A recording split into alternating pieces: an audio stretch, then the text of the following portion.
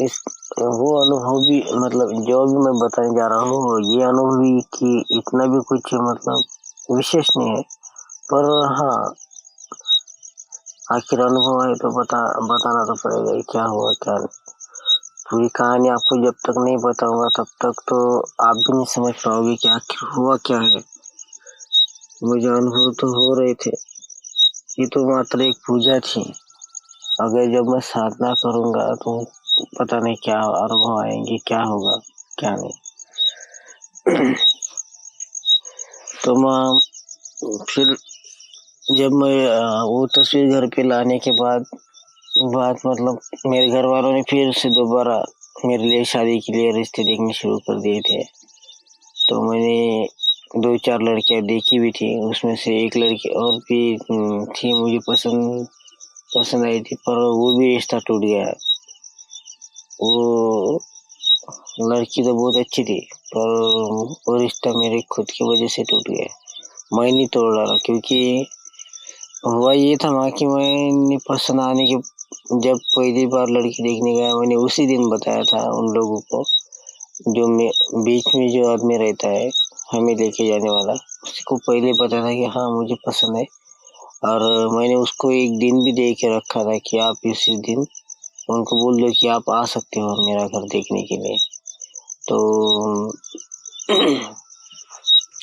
वो बीच वाले ने मतलब जो हमारा बीच वाला था रिश्ता जोड़ने वाला, उस आदमी ने शायद उन लोगों को बताया नहीं, क्योंकि इन्हें पहले ही पता था और मैंने भी इनको पहले बताया था, जो बीच वाले जो चाचा थे उनको, कि देखो हम इधर बाद में जाएंगे, क्योंकि मेरे चाचा ने पहले ही दूसरी तरफ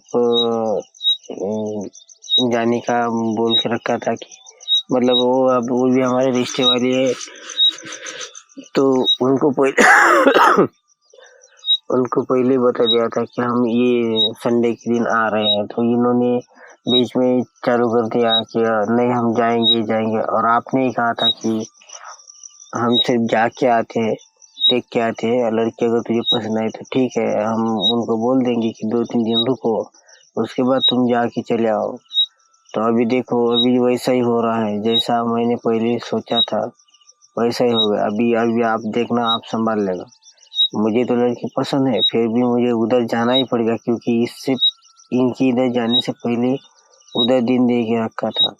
हाँ, मैं उधर जाने के बाद आपको पहले ही बता देता हूँ कि मैं लड़की दूसरी पसंद नहीं करूँगा, मुझे यही लड़की पसंद है। फिर भी उस आदमी ने उन लड़की वालों को बताया नहीं। उसे लगा शायद मैं उधर जा रहा हूँ, वो मेरे रिश्ते वाले हैं, तो एक तो नर्स लड़की है तो मैं उधर उसको पसंद कर लूंगा, क्योंकि मैंने पहले ही कहा था कि मुझे थोड़ी पढ़ी लिखी लड़की चाहिए, 10वीं 12वीं, ज़्यादा भी नहीं चाहिए, पर 12वीं तक तो कम से कम चाहिए, ऐसा मैंने उनको कहा था। और ये जो लड़की थी मैंने ये पसंद की थी, वो 7वीं कक्षा तक की पढ़ी हुई थी। पर कुछ भी हो, मैंने सोचा कि कम पढ़ी लिखी है तो क्या हुआ, मतलब थोड़ी अच्छी भी हुई, देखने में भी अच्छी है और काम में भी है, हमें तो काम करने वाली ही चाहिए, ज्यादा पढ़ी लिखी करके भी क्या फायदा। तो मेरी फिर उसके बाद उस चाचा ने कुछ उनको बताया नहीं, तो उसके पिताजी की मुझे बार बार फोन आने लगे, और वो फोन आने के बाद वो मतलब कभी इस आदमी को भेजता, कभी उस आदमी को भेजता। पहले वो हमारे गांव में ही रह चुके थे, तो उस वजह से हमारे गांव में बहुत सारे लोग पहचान वाले हो गए। तो वो कभी इसको भेजता, कभी उसको भेजता कि जाओ उसको पूछ के आओ क्या है क्या नहीं, पसंद है ये नहीं है, तुम आओ और बताओ, जल्दी जाके जाओ, ऐसा वैसा करके वो बहुत सारे लोगों को फिर भेजने लगा। तो मुझे इतना गुस्सा आ गया, मैंने सोचा यार ये मेरे जिस आदमी ने मुझे लेके गया उसके ऊपर भरोसा नहीं है इसका, ये दूसरे लोगों को भेज रहा है मेरे पास बार बार। तो मैं गुस्से में बोल दिया कि जाओ उसको बोल दो कि मुझे पसंद नहीं है, बाकी क्या करने का है तुम करो। गुस्से गुस्से में मैंने उनको बोल दिया कि मुझे पसंद है। तो फिर वो आदमी ने बोल दिया क्यों, क्या हो गया। मैंने बोला कुछ नहीं, अभी बस उनको बोल दो कि मुझे पसंद नहीं है और मुझे नहीं चाहिए तुम्हारे लिए। तो फिर उसको इतना समझ में नहीं आता, बोला कि वो अरे ये रिश्ते का काम है, समझ में आना चाहिए। हाँ वो समझदार तो है, पर बोखला है जैसे, जब वो थोड़ा पागल जैसे ही कर रहा था। मैंने बोला छोड़ दे, जान दो, ये कुछ अपनी बस मतलब अपने लिए ठीक ही नहीं होंगे शायद इसके माँ बाप वगैरह। तो उससे मन टूट गया था। उसके बाद एक और जगह रिश्ता मैंने देखा, तो वहाँ पे भी लड़की मुझे पसंद आई, तो मैंने उनको कहा कि हाँ मुझे पसंद है। पर उन्होंने भी बहुत मतलब उन्होंने दूसरी जगह भी मैंने और लड़की देखी थी, तो ये लड़की देखी थी तो यही मुझे पसंद थी, दूसरी वाली। पर वहाँ पे भी मेरा वैसा ही हुआ। उन लोगों ने मतलब मुझे क्या बोल दे, मुझे भी हाथ मतलब हाँ कह के उन्होंने रोक के रखा, और उधर दूसरी तरफ भी उनका रिश्ता देखना चालू था। तो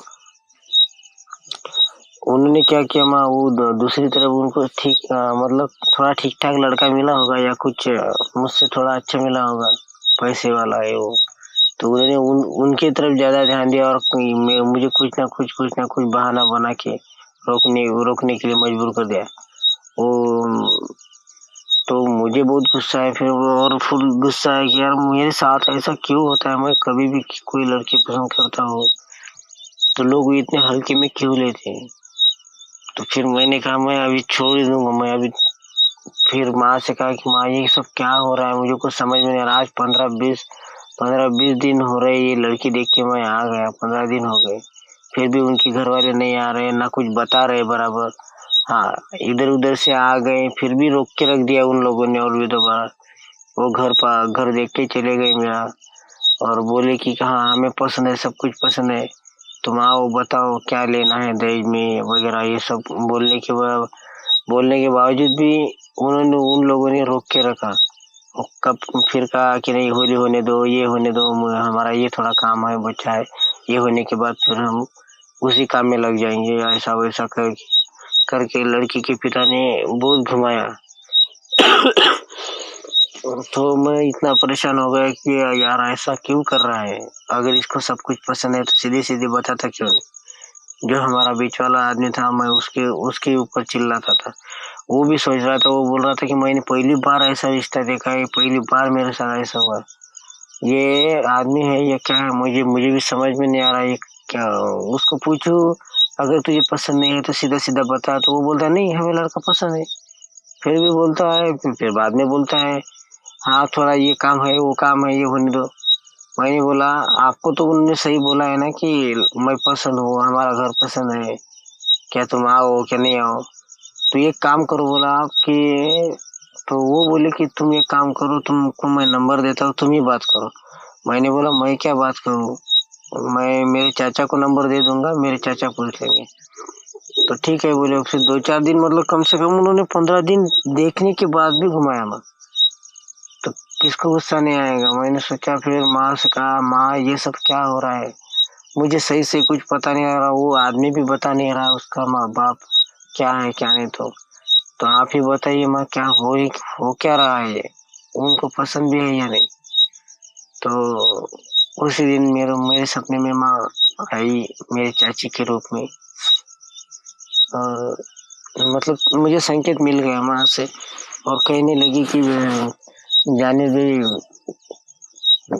बेटा, वो तो अभी मतलब वो लोग जो है उन लोगों ने पहले ही देख रखा है दूसरी तरफ, उनका दूसरी तरफ चालू है, क्या कर रहे हैं क्या नहीं, तो अभी तुम छोड़ दो उसका पीछे ही छोड़ दो, वो दिल से बात ही निकाल डालो, ऐसा उस औरत ने कहा। मैंने सोचा यार माँ से आज कहा था और माँ ने ऐसे बता दिया, क्या पता क्या है क्या नहीं। तो उसके तीसरे दिन मेरे चाचा का फोन आया था, तो मेरे चाची ने और मेरे चाचा ने बताया, अरेंद्र बोले वो नहीं बोल रहे हैं ऐसा वैसा। मैंने बोला क्यों, तो बोल रहे थे कि नहीं, उन्होंने कहा कि शादी का मतलब 3 भाई है और जमीन कम है, ऐसा कुछ करके मतलब कुछ भी बहाना बता दिया। मैंने बोला ठीक है जाने दो, उनके मन में ही नहीं था, ये मुझे पहले ही पता चल चुका था। तो फिर उसके बाद मैंने लड़कियां देखी नहीं, मेरे चाचा को कहा कि आप ही खुद जाओ, आपको पता है मुझे कैसी लड़की पसंद आती है, आप ही जाने का, आप ही जाइए और आप ही देख के आइए। मैं अभी किधर भी लड़की देखने को आपके साथ क्या, मैं किसी के साथ नहीं जाऊंगा। अगर मुझे मेरी जैसी लड़की किधर दिखी तो मैं सीधा आपको कहूंगा कि मुझे यहाँ पे लड़की है, आप चलो और मैं बात करके देखो। पर मैं ऐसे अभी सीधा बिना देखे कभी सीधा किसी लड़की के यहाँ पे नहीं जाऊंगा। आप पहले दूर से देख लो। अगर आपको किसी ने बताया कि यहाँ पे लड़की है, ये है, ऐसा है वैसा है, आप पहले खुद जाओ, दूर से उसको देखो। उसके घर पे भी मत जाओ, बराबर देख लो अच्छी लड़की है या नहीं है। तो मतलब आपको पता है मुझे कैसी लड़की पसंद आती है। तो फिर मेरे चाचा गए, चाचा मेरे देखने लगे। तो 2-3 जगह में चाचा ने भी देखा। फिर मतलब जिन जिन जगह से मुझे रिश्ता आया तो मेरे चाचा खुद गए थे। उन्होंने दूर दूर से देख देख के कभी उनके खुद के घर पे जाके देखा तो पसंद नहीं आई मेरे चाचा को भी। तो फिर मैं तब से मैं अभी तो कुंवारा हूँ। मुझे समझ में नहीं आ रहा कि मेरे नसीब में आखिर है क्या, शादी मेरी होगी भी या नहीं होगी, या मेरी जिंदगी ऐसी ही जाने वाली है। मैंने माँ से, मैं कभी कभी कहता भी हूँ, माँ सही में तू एक तो मुझे बता दे कि मैं कुंवारा रह जाऊँ या क्या करूँ। अगर तूने मुझे किस बात के लिए चुना है मुझे ये भी पता नहीं, कि मुझे सन्यासी बनाने के लिए मुझे इस जन्म में भेजा है भगवान ने, ये क्या है मुझे ये तो सब कुछ समझ में नहीं आ रहा। माँ मेरे दिमाग की पूरी तरह बाहर जा रहा है। ऐसा कहे कि मैंने छोड़ दिया, फिर लड़कियां देखना भी छोड़ दिया था। पर उसके बाद जो है माँ थोड़ा मतलब मुझे बहुत दिनों तक फिर कुछ अनुभव नहीं हुआ। और उसके बाद ये बरसात के दिनों की बात थी। मैंने माँ सोच लिया था कि मैंने माँ को कहा था कि माँ देखिए मेरी जिंदगी, मतलब मेरी क्या, मेरे परिवार की जो भी जिंदगी, जैसी भी कुछ हमारे परिवार में जो भी घटित होगा वो आपकी वजह से होगा, यही मान के मैं आज से चलता हूँ। और मेरा पूरा जीवन जो है मैं आपके ऊपर समर्पित कर रहा हूँ। इससे ज्यादा मैं आपको कुछ कह भी नहीं सकता। बाकी का आप देख लीजिए क्या करना है क्या नहीं। मैं आपको गुरु, आपको माँ भी मानता हूँ और आपको गुरु भी मानता हूँ। और भगवान भोलेनाथ जी, आप मेरी माँ हुई तो भोलेनाथ जी मेरे पिता हुए, और मैं उनको भी अपना पिता कहता हूँ। मैं ये नहीं कहता कि मैं आपको माँ मानता हूँ, आपको और भोलेनाथ जी को माँ मानता हूँ तो मैं आपकी पुत्र प्रेम के बीच में, सगे पुत्र प्रेम के बीच में आ जाऊँ। मैं ऐसा इंसान नहीं हूँ माँ। सिर्फ मुझे अपना बेटा मान के मेरी समस्या का ध्यान रखिए, मेरी समस्या के ऊपर कुछ उपाय कीजिए, मुझे इस जीवन से मुक्त कीजिए। बराबर मुझे कुछ समझ में नहीं आ रहा माँ, मैं क्या करूँ क्या नहीं। अभी आप ही मेरी रक्षा करो, आप ही मेरी जिंदगी को क्या है बनाना है, कैसे बनाना है, आप ही देखो। क्योंकि आज से मेरा पूरा तन मन धन मैंने आप पे अर्पित कर दिया, आपके शिव परिवार पे। आप चाहो जैसा करो। भोलेनाथ जी की इच्छा और आपकी इच्छा के बिना मैं कुछ भी नहीं करूँगा, ऐसा मैंने कह के फिर मैंने कहा कि आप ही मेरी गुरु हो और आप बताइए मुझे मार्ग बताइए कि मैं क्या करूँ, कहाँ जाऊँ, क्या नहीं। ऐसा कह के मैंने वहाँ से माफी तो मैंने छोड़ दिया। तब से क्या करने का है क्या नहीं करने का है सब माँ पे छोड़ दिया। जैसा होगा अभी माँ ही करेगी। तब से लेकर अब तक ऐसा ही है। पर साल की जो गुरु पूर्णिमा थी 2021 की, तो मैंने कहा कि माँ मैं आपको गुरु मानता हूँ और मैं इस गुरु पूर्णिमा को आपके पास, आपके मंदिर में आऊँगा आपके पास, और आपको साड़ी वगैरह जो कुछ गुरु दीक्षा में दिया जाता है एक गुरु को। कोई अभी जो लोग गुरु बनाते हैं वो लोग एक सेला जो बोलते हैं, गमछा, सेला, एक नारियल और ये कुछ दक्षिणा वगैरह, ऐसा कुछ अपने गुरु को अर्पित करके उनसे गुरु दीक्षा लेते हैं। और मैंने सोचा फिर माँ कि आप तो इतनी बड़ी देवी हो, आप इतनी बड़ी माँ हो, सब पूरे जगत की माँ हो, तो मैं आपको गुरु बनाऊं तो आपके लिए क्या लाऊं मुझे ये तो समझ में नहीं आ रहा। पर मैं अपने मन से ही लेके आ रहा हूँ माँ। तो मैं आपके लिए साड़ी वगैरह जो कुछ एक औरत का श्रृंगार रहता है, एक देवी का जो श्रृंगार है, मैं वो सब लेके आऊंगा आपके पास और आप मुझे दीक्षित कीजिए। मेरी गुरु दीक्षा कबूल कीजिए और मुझे कृपया अपना शिष्य मानकर, अगर आपने माना हो तो मुझे इसका परिचित मतलब मुझे अनुभव दीजिए।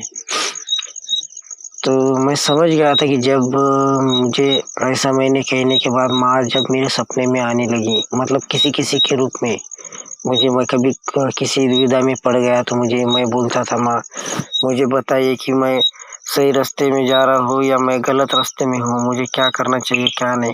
तो मुझे तुरंत सपना आता था माँ। या